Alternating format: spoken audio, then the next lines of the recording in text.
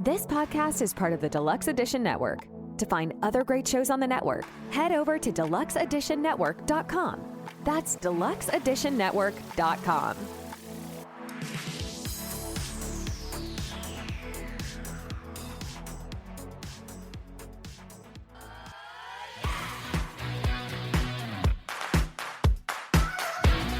Coffee-fueled stories.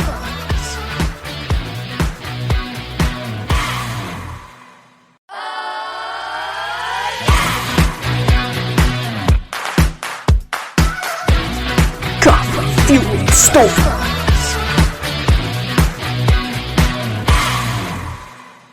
Hello, hello, hello. It's me, DJ Unicorn, your pocket DJ, and you're listening to Coffee-Fueled Stories. This week's special guest is Harry Carpenter, a man inspired by spite. Hello, welcome to the show. Hello, and thanks for having me. I am author Harry Carpenter from Baltimore, Maryland. So I know you're based on the other coast, and yeah, there you go. Edgar Allan Poe, yes. Yes. So I actually grew up, my born and raised location was 12 minutes from Edgar Allan Poe's house.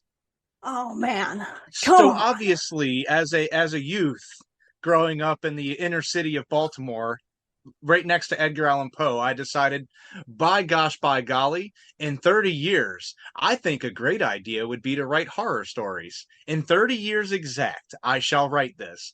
No, but Baltimore is a place known for a lot of things. But I like to tell people Hannibal Lecter's from around here. Oh. Yeah, because he lived in Baltimore and DC. So if you watch Red Dragon and all of that, that's here. When he was doing his bad guy thing in Red Dragon, they actually filmed that a few minutes away from a friend's house. So dang. It's a very, very notoriously creative area. A lot of musicians come out of here. I know we were talking before we started recording that, you do the music side too, but I went to school with Cisco, if that counts for anything.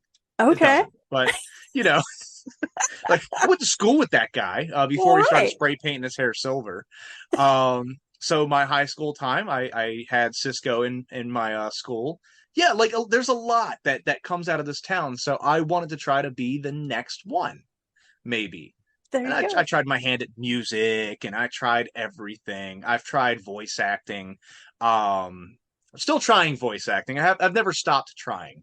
That was that's how I kind of got into the writing. Was just I wanted to tell stories, and I've historically been a storyteller. I loved English class. I always wrote fun, creative stories that were just where did this come from?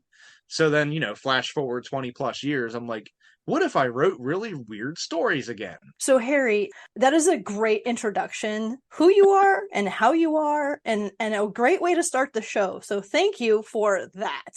So I do what I can. I like to be funny 24/7. Okay, so then we are going to get to some questions, because I do have some questions. Let's questions. So I have a question about cosplay, because you do cosplay. Do you have a favorite outfit? It's hard to say what my favorite is. It really depends on the moment, on the mood, and the vibe. Honestly, any costume that I can lose myself in, what they consider the cosplay end of it. There's costumes, and then there's cosplay. I'm going to say somebody's going to be like, that guy's a liar and he's full of crap. But cosplay is becoming the character. You're not just walking around as the Incredible Hulk. You're walking around speaking in small words, going Hulk smash, Hulk hungry, Hulk find potty. These are the things that you do. So some of my top costumes, I think my favorite. So I commit to the outfits. I don't do wigs. I've only done a wig once, and I hated it, and I'll never do it again. Except for maybe this fall when I dress up as Dr. Frankenfurter for a Halloween party. That's the only excuse, and I'm not even going to care about the wig anymore, because there will be fishnets and leggings, and it'll just be awkward. I went as Daryl Dixon to there was a pop culture museum near us in the city, and they did a zombie bar crawl. And I came back up from the army, and first thing I found, it was like, come to Zombie Gra. And I was like, go on. Come dressed up as a zombie. And I looked at my buddy and I said, to hell with that. What if we went as the Walking Dead survivors? So he went as the governor and I went as Daryl. And I had short hair because I just gotten out of, like, basically what I have now. But like, if I know I'm going to be Daryl for an event, my hair will literally be down to like my neck. Like, I will have the hair. Wow. So I go all out I commit. I 100% commit to the outfits. So Daryl was, when we were doing the zombie bar crawl, that was my favorite. And I think I retired it. Well, because The Walking Dead should have been retired 28 seasons ago, but yeah, that's a whole different I was podcast. like, that's a whole different show. I had the hair, I always put like wet look gel, so I just looked gross, and I'd put dirt all over me just to look like I didn't shower for the past 20 years of the apocalypse. And there was a guy from National Geographic that took my picture and put me into a spotlight, and he took such a good photo that I look just like Norman Reedus's Daryl. Wow. And people are like, is that you or him? And I'm like, great question. That's awesome. So when you ask like my favorites, like that, I think moment wise is my favorite. Awesome. But I love Ghostbusters. It's quotable. It's I want to say a perfect movie. Ghostbusters 1. Anybody that's going to be like, well, Ghostbusters 2 sucked. Or you talking about the one with the girls? No, I'm talking about number 1. It's a perfect movie, and that's the hill I'll die on. But even Afterlife, the new one, not a perfect movie. Great movie, but not a movie that you can just dive into at any scene. I consider that to be a perfect movie for me. If you can just pop on a scene and you're like, yep, oh, okay, it's the scene where they're doing this. Okay. Yes. And you're in. Like, that's a perfect movie to me. Seriously, okay. The refrigerator door portal. I mean, come on. Like, when she just opens it and it's just come on. Right? How many times have you wanted to walk up to your refrigerator and, hope to find a portal? Yeah, right? No, right. Never. But probably never. I'd prefer not to, because that doesn't end well. But yeah, like we get so because of like the love of Ghostbusters, and then I guess we can move to another question. And I was walking the halls and there was this Ghostbuster in front of me. I looked at his proton pack and I said, no shit, you can make one? Why in my mind, nothing at that time spawned into my little thinking that you could build, if you wanted to build it, just go make it. Go to Home Depot or something and get a bunch of crap and make something into something. The gears never turned before. And then I saw that and I was like, I need to know everything about this. 14-ish, 15. I'm still doing it. I just moved up to Maryland and joined the Charm City Ghostbusters. And we've been doing it since 2013, 14-ish, somewhere around there. And what's like, it's hard to answer like, what is my favorite costume? Because each of them do something different for me. Yeah. The Ghostbusters opened up a window for charities. We started doing charity walks, and we go in there with like 50, 60 pound proton packs, this hunk of disaster on our backs. Wow. And we have the boots, we have the jumpsuits, we'll have crap on our belts. Some of us will have the goggles on, whatever. And we will do the 2, 5, 6, 10 miles, whatever they're asking of everybody that's in their little jogger shorts. It's hot out. It sucks, and we're out there just sweating buckets and doing the charity. So I love doing that, and just the faces when we show up. We ended up doing cystic fibrosis first. We were walking for CF, and we've been doing that for 5, 6, 7 years now. Something, I don't know. I've lost track of how many years we've done it, but we've been getting involved with all these different charities. But if I make a costume and I put it out in the public world and I want to do stuff, it usually is something that means something to me. So it's hard to pick like a favorite. Ghostbusters, Deadpool are probably my 2 primary. You will be doing Frightreads Book Festival coming up soon. Yes? Frightreads Book Festival is as the name dictates, it is a horror and Halloween book festival. Fun. I can go into the fun backstory of its origins. So the origins of Frightreads Book Festival. I had applied to be an author at a local horror book festival, much like my own now. Um, and I said, wow, okay. So I had Spooky Tales and Scary Things. I had Fubar had just come out. And I was like, well, that's at least two. That's two spookies. I count. So I applied, and I was quickly shot down with an email that says, I'm sorry, you're not a good fit for our event. Thank you and have a great day. And I was like, how the hell am I not a good fit? I have spooky stories. And I ended up doing some further research. I looked into it. Oh man, everybody was full blown erotica. Everybody was just banging werewolves and vampires while dressed as a dragon, while secretly a snake person. All of that kind of stuff was like every single author there. In addition to that, like if you bought tickets and you got the little VIP package, you got like Avon stuff, or is that even a thing still? Whatever. Yeah, that's what they were giving away in the packages. They were giving away, the Tupperware and the makeups and the lip balms and whatever, pyramid schemey type of things. And I was like, but why? I was like, oh, so this definitely isn't a good fit. But I'll tell you how I was pissed. I was beyond pissed off that I was told no. And I think I yelled out loud. I said, fine, I'll do my own horror book festival. And that's the origin of Fright Reads in a nutshell. I created an event out of spite.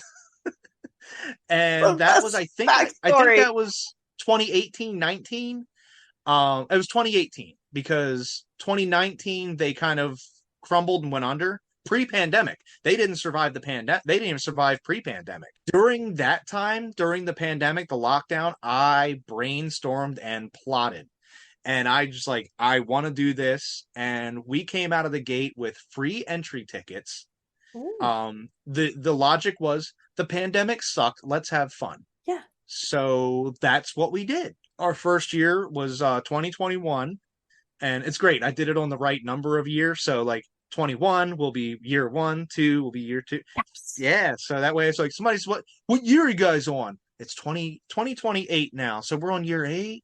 You know, when we get into the 30s, it's going to be a little confusing. But yeah, for at least the first 9, I'm good. Right. Yeah. We had a pretty good turnout, and it went very well to the point where I was like, dude, we need to do this again. This was a lot of fun. We had 26 vendors. Wow. 26 vendors. And in 3 years, I went from 26 vendors in a tiny little rinky-dink community center to I'm now at an event center, like a sports center, which is like three basketball courts and some change wide. And I now have 110 vendors set up. Wow. We more than tripled. We quadrupled how many people we have under that roof. I'm just in shock, and just like, there's no way that people are coming to my stupid little event, right? And we ended up having 750 plus people show up last year. Wow. And it's just mind blowing that, and everybody was just like, this was a lot of fun, man. You can see the passion in this. And I'm like, good, because I'm not making it for y'all. I'm making it for me. I'm here to have fun. To hell with you guys.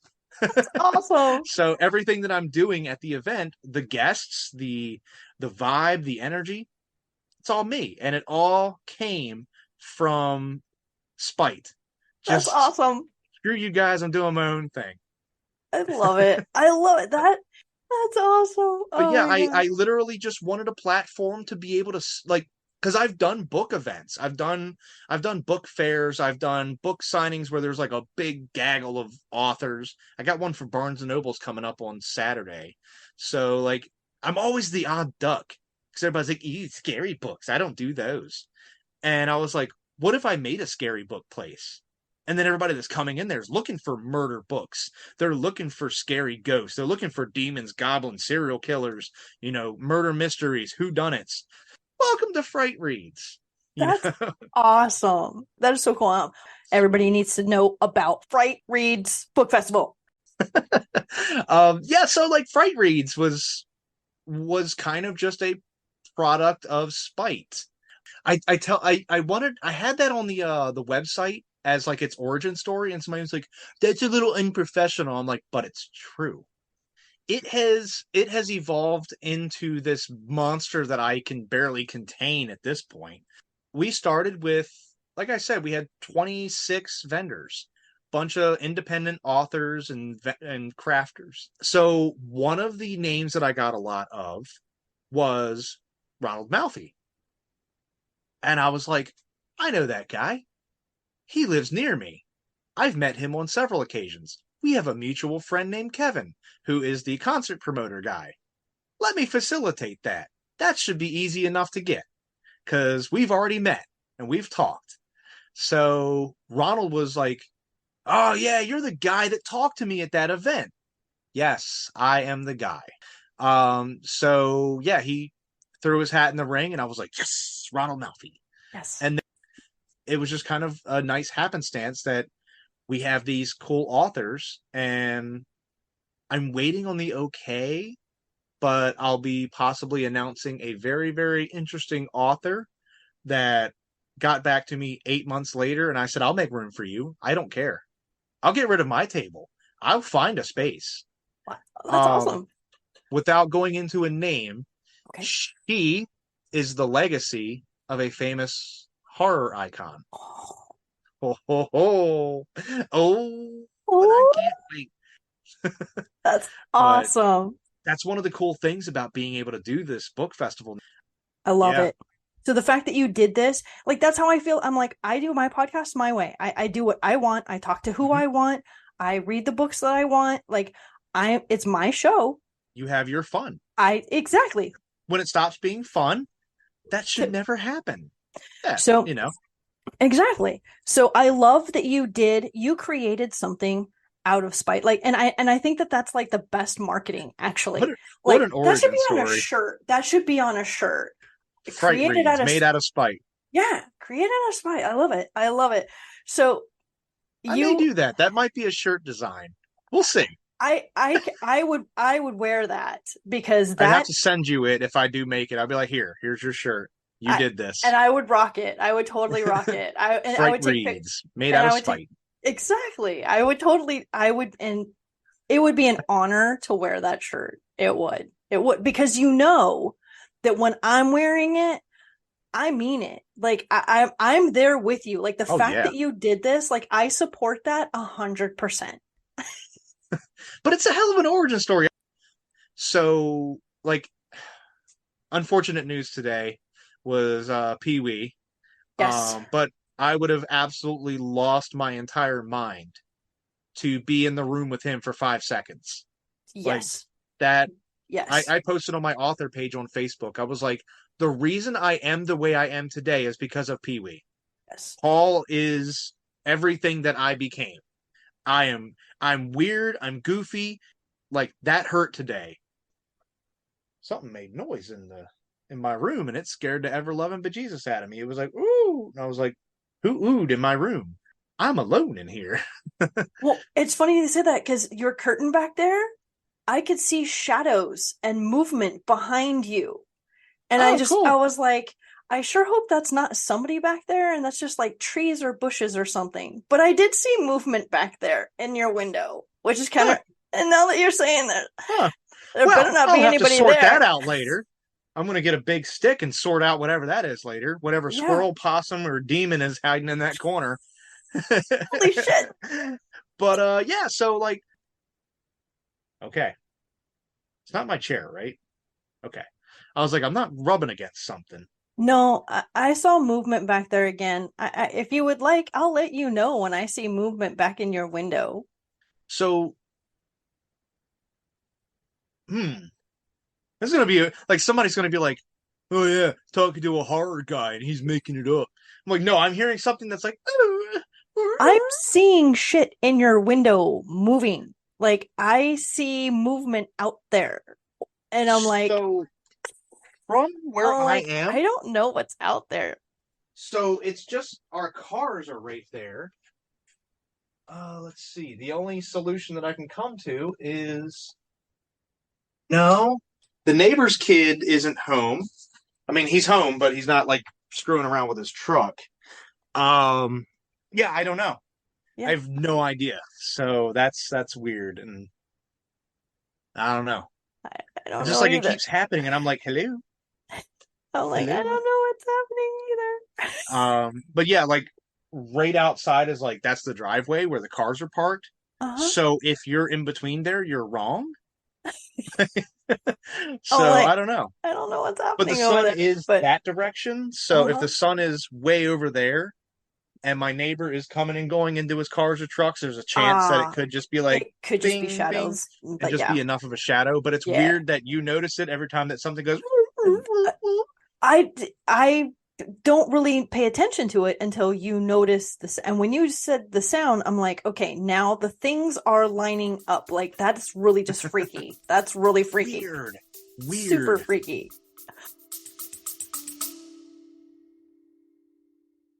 Have you noticed how Coffee Fueled Stories doesn't have any ads?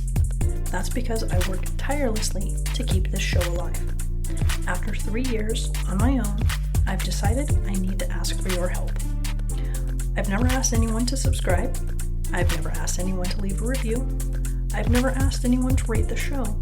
And I've never asked anyone to pay to listen. There are a few ways you can help support the show. I've created a Patreon page, Coffee Fueled Stories, and a subscription section on my podcast website. It's simple to support and help me keep my dream alive. Just click the link in the show notes to set up your paid subscription option. It's that easy. Thank you for your support. But yeah, so that's my events in a nutshell. All right. So these are going to be the final 2 questions. All right. So regarding FUBAR, so it's actually going to be a couple different questions, but I'm just going to this is the thread that we're going to go with. It's consolidated into FUBAR. Yes. So we have FUBAR. My job in the Army, which is kind of where the characters in FUBAR kind of That's where I'm they going. were spawned from. I had a desk job. I did intel. So I sat on my butt and watched a computer screen. I did get to go on a couple of rah-rah bang-bang missions with the Cav Scouts and stuff. But it wasn't enough to be like, that was my real job. When I was at work, I was usually, we also had to double down in headquarters because we didn't have enough people. So I was often working in headquarters because my job could be done in 15 minutes, but it would just have to run all night. And I would just run it in fast forward and look for anything fun. So I would be at the headquarters office, and our supply person, they were always hanging out, and she was such a good person, and she ended up going out to one of the checkpoints, and somebody just lobbed RPGs at it like they were on sale. Like they just bought them for like $1.99 at Ollie's or something. She never our higher ups got themselves combat action badges because they heard a noise. She never got awarded one. And I was like, no. So I ended up, fast forward 12 years later or whatever, and I wrote FUBAR. It was a story. I said, well, I don't want to tell like this super hardcore, like everybody's just like big, huge, beefy chests, and they're all like, picking up like the M2 and they're just firing them off like Schwarzenegger. I don't want that. I want the guys that, this guy's bitching that the 249 is way too heavy. That's what because it is. That thing sucks to carry. Anybody that's been in's like, yeah, I hate this. Yeah, the 249B, yeah, that's trash, man. And I'm like, yeah, anybody that's had to carry it knows that pain and knows that it sucks to carry. So these are the type of people. Your literal first opening chapter is the main character, which is basically me. Jason Chantry is an Army specialist. He is kind of like he skirts by, which is basically what I did. He stayed out of trouble, but he did just enough to get by. He wasn't an overachiever, but he didn't underachieve. Played the middle, which is where you want to be if you're ever thinking to enlist. Play the middle. Don't be the hot shot, but don't be the slacker. Be vanilla as possible, especially in basic. Stay out of the radar. I had an awesome time in basic training. I had a mostly awesome time in the Army. Fairly partially awesome time. The characters that I wrote for FUBAR, every single person is based on somebody that I know that I served with or somebody that's in my circle that does serve or has served. So when you meet in book 1, you meet obviously Chantry is me. You're first introduced to him by being at the rifle range. The exchange at the rifle range about his ability to shoot. This guy shot the target in the crotch, the ear, the hand, a couple in the chest, a few in the neck. They're just like the grouping's not there. He's just kind of all over. That was a real range experience for me. And the response that he gives to the sergeant was a real one that I gave to the range sergeant. He's like, this isn't kill shots, Carpenter. And I was like, yeah, it is. Cause somebody shoots me in the ear, I'm done, dude. Somebody shoots me in the hand, I've disabled him. That guy got shot in the beanbag. I don't think he wants to play anymore. And I'm justifying it. Yeah. And I said, that's such a fun memory for me. That's the first greeting you get. Chantry's complaining that it's hot and that it sucks in Iraq. Yes. And that the range is just trash. Yes. And the sand. That's in the beginning. He yes. hates the sand. Yes. And so this leads to my next question, which is, did you ever or have you ever played on, read, or looked at anything that had to do with like either awesome shit my drill instructor says or funny shit my drill instructor says? Somewhere in one of my few bookshelves, I actually have the awesome shit my drill sergeant said book. Yeah, I loved that stuff.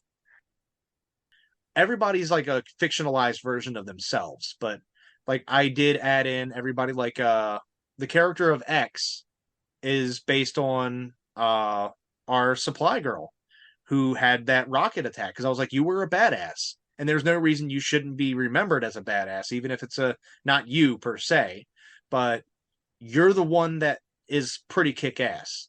That's awesome. So what's funny about that, because I have the character of X in the story, Amazon's just like, well, clearly your book is LGBTQ. And I'm like, I mean, it's a stretch. I'll allow it. But yeah, like, what were the other questions? So you had something after FUBAR probably? We at least give you more usable questions. Or was that it? Well, I had two more that we didn't tap into at all. So Horror Writers Association, I just have, so HWA, how long, and then favorite childhood book. So those are the two two questions that we. So Horror Writers Association, I actually it's Ronald's fault. Honestly, if it's anybody I can blame, it's Ron. Because I was like, what's Ron doing that I'm not? And again, most of my pushes towards success are out of spite. What is Ron doing that I'm not? Because we had attended StellarCon together, except the difference was I was put in with the peasants, and he had his table next to Winnie the Pooh, Jim Cummings. I think there was people in between, but that's how I perceived it from where I stood. From your perspective, I'm yes. down there with the common folk. The rest of the people, still an invited guest, but I got mixed in with like everybody else. Why are you over there with Winnie the friggin' Pooh? I kind of started to look into him after we met and everything. I was like, what are you doing different other than being a good writer? What else are you doing? So I was like, oh, well, he's gotten a Bram Stoker Award nominee. Where does that come from? Bram Stoker Award nominee. HWA, Horror Writers Association. Well, that's neat. What is that? Oh, I got to pay to be part of that. But I was like, so how do I make that go? So I did. I figured it out. And still to this day, I think it's just been there. I don't think I use the HWA other than just being in there. I'm just like, I'm part of the cool kids club. Uh-huh. We finally just got a Maryland chapter. Nice. Hallelujah. I submitted a story for consideration for the BSA. I wanted to be at least a nominee, just to say that I have the fancy Bram Stoker thing on my books. Right. Bram Stoker Award submitter, Right. I should put that on there. Not considered awesome. For the Bram Stoker Award. That's awesome. Might go on a book. I'm that kind of personality that I'll just embrace it and not care. I love it. I tried for a book, it didn't work out, and then that was kind of it. And then I just didn't feel like doing it because I'm like, I don't know, I don't know the process, and I forgot what I did the last time, and I don't feel like logging onto the website. It's just too much work, and I just kind of have it just to have just to be in the database at this point. But I'm sure it's a very great program that does a lot of great things that I'm too dumb to figure out. So when we actually sit down for an HWA meeting in person that I will show up to, I might ask all my dumb questions. Yeah, so that's kind of the all of my successes are out of spite. Like, what is Ron doing that I'm not? Well, he's got that HWA thing. Let me find out what that is. And then that led me down that rabbit hole into throwing money to the HWA to be a member and help maintain that. I did try to offer them a table for Fright Reads, but I guess the Maryland group got off the ground really, really late. I think it only found its legs in the last 2 months, really. Like, to the point where they can actually physically appear and do things. They made it to the Stoker Con. I think, pretty sure I didn't attend because I didn't, I'm very inattentive to the group as it is. Why would I go to this convention? I think I was also somewhere else, but yeah, so that's literally how I got involved in that, just out of spite. That's a common theme.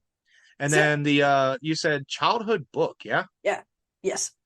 So are we looking like childhood, or like something that maybe influenced me? Because if we go with childhood, I was like, I actually got right there. Hang on. I'll bring her on over. It's like the world's worst Jenga game. Right. So I have, like, if you're talking like kids books, I don't know. I don't remember a lot other than Dr. Seuss. But if there was anything aside from, so more modernly, Jonathan Mabry, he's an awesome author. Yes. I read Patient Zero when it came out, when I got it on my Kindle. Or yeah, was it my Kindle? Yeah, my Kindle. Like, no, my Nook e-reader. That'll throw a way back before they even had touchscreens and color. So he's my more recent influence for like FUBAR. If you read FUBAR, and if you've ever read anything in the Joe Ledger series, you'd be like, it's son of a bitch. Yeah, I could see where he stole from. He's definitely heavily inspired by. But this is the book. It is the young adult novelization of Doom. This is probably the only book that I have read more often than not. I got my $4.99 worth it. I have no idea where the hell I got it, when I got it. It's like, if you look at the pages, if you look at how this thing looks, like, oh yeah, that's nice and yellow. This has seen some. There's the. Oh yeah. Yeah, this book has seen some reads. Yeah. While I credit Mabry for like my more recent, like, well thought out whole arc of story, not based on something, these guys were really what I wanted to tell the story of, because I learned a lot of cool big words from Doom. Eldridge, I learned who H.P. Lovecraft was through this, because they were like, these things look straight up Lovecraftian. And I was like, what's a Lovecraftian? What is that? I didn't know what that was. Like, is that a real word, Lovecraftian? What is that? Is that a description of something? I'm dumb. I'm in middle school. I'm like 6th, 7th grade or whatever when that came out. That was probably the book that I feel like just the relationships, the dynamics, the discussions, all of that went into me writing FUBAR. Like, yes, very Mabry-esque, but also very Doom-esque. That right there, that was such a good thing. But if I had to circle back to one, it would be Doom. It's young adult. I think it was also the first book that I read with some mild swearing. And I was like, he said, damn. He said hell. Ooh. And I'm all excited. But like, right. So it was just like stuff like that that's not in the game. This is before there was the crappy Rock movie. This is like back in the day. By the way, the crappy Rock movie should have been based off this damn book, and that's what they should have did. Right. But that's just my opinion. Right. But yes, Doom, the novelization, the series is good up until the 4th book, which gets a little weird, but 1 and 2 are just chef's kiss. Nice. Much like my books. They're great at the first 2. The best part about having these stories is bringing us, it brings us closer to understanding others, right? Because we can have these conversations and we can connect. Yeah. But it also helps us escape. So this goes back to the escapism. It helps us escape from the mundane. Or if you have a really shitty home environment, sometimes sitting and reading a book that takes you away, that helps you escape. So there's so many reasons and for, why people read. I have all of my questions. You have answered all of my questions. All right. Go forth and be magical is the tagline for the show. So you can say it. Some people have like, you know, I've had people sing it. I've had people do like a Shakespearean voice. You can do whatever you want as long as you please say, go forth and be magical. Oh, you're not going to ask a voice actor to do all kinds of possibilities. I mean, I could do the Shakespearean, be like, go forth and be magical. We have that. We got Shaggy from Scooby-Doo. He's like, go forth and be magical, man. Real magical. Or I could just do it regular and be like, go forth and be magical.